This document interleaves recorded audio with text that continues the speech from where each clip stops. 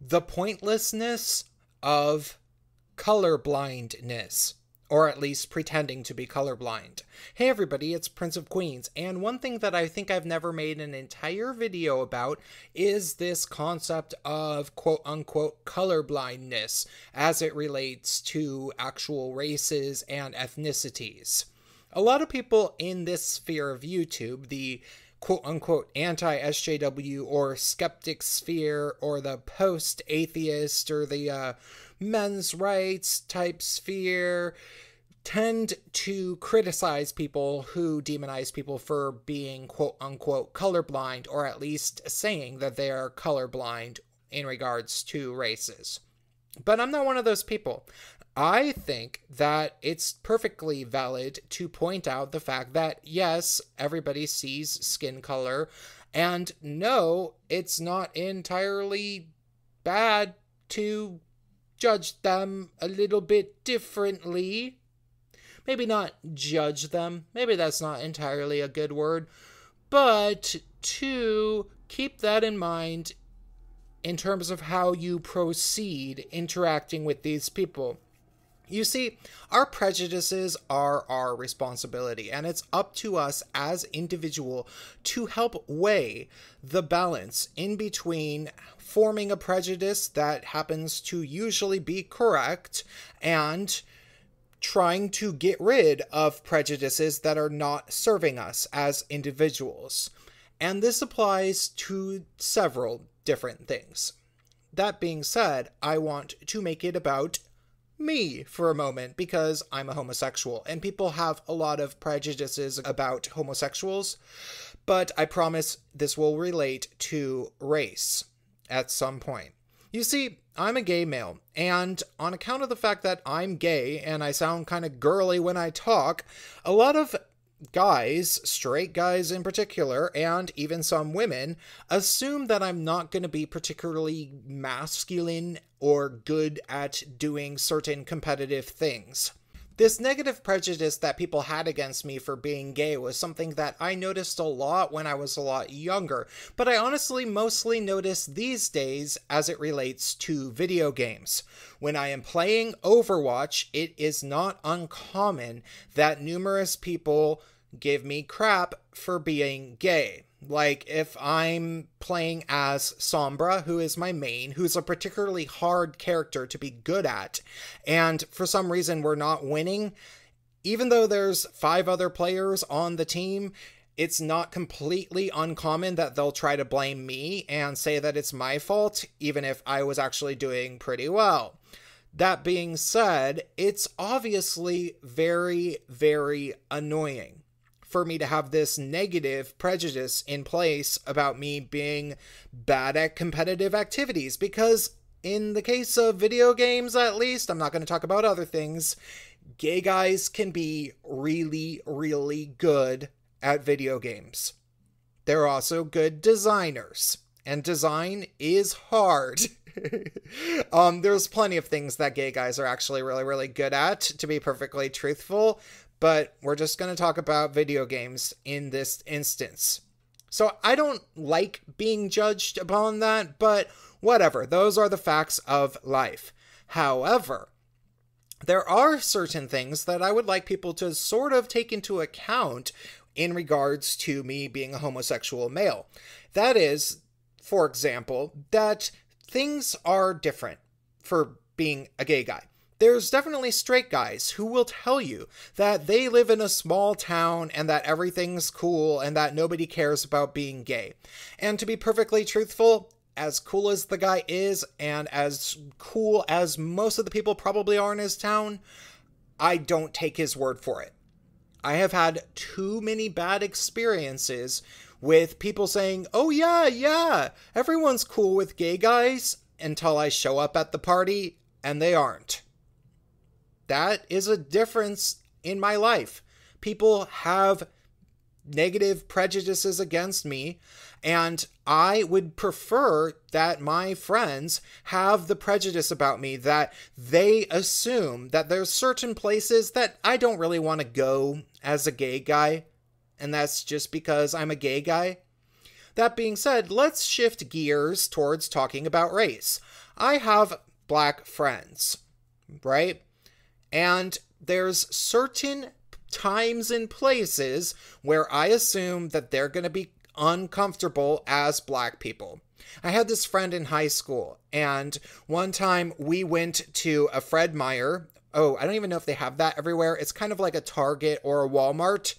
And we went into a Fred Meyer that was in a white neighborhood. And this is in Seattle. So this is 1990s Seattle, a very, very white neighborhood in a department store. And it was two white people, my friend who's a female, and this black guy. And he was a really, really funny guy. Just in general, he just made a lot of jokes. And it was definitely very obvious that everybody was turning and looking at him because he was like the only black guy in the entire department store. And granted, he had like an afro and everything, but he decided that he thought it was funny to just be like, oh, look at everybody's looking at the one black guy. Yes, hi, I'm here. I'm shopping too. I'm a black guy. And it was kind of obnoxious, but in retrospect, I can understand why he would feel that way, because that was not a neighborhood that he would normally go to as a black person in Seattle in the 1990s. And yes, even before he started saying, oh yeah, you can take a picture, I'm a black guy, they were looking at him. It's the truth. That's what was happening. We noticed it. So, sure, I have that different perspective when it comes to my friends that are black. But of course, I shouldn't try to, I don't know, assume that every black person I meet came from a rough neighborhood. That would be a negative prejudice. So, although I am definitely not colorblind, because that would be denying that that whole thing at the department store ever happened, I should definitely try to avoid assuming that my friend had to dodge drive-bys every other weekend, right? It's about finding the balance.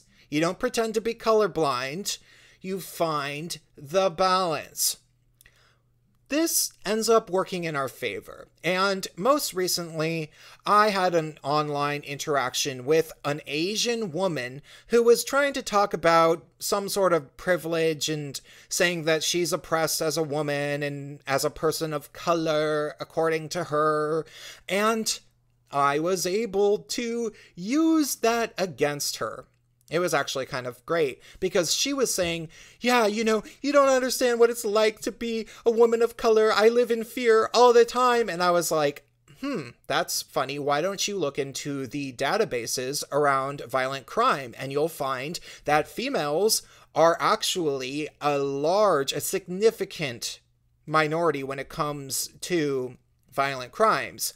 And then she was like, well, that's because rapes don't get reported, me. And I, could debunk that fairly easily as well. And the final nail in the coffin was that I was like, yeah, and you can also go ahead and look at Asian people being involved either as the perpetrators or the victims of violent crime.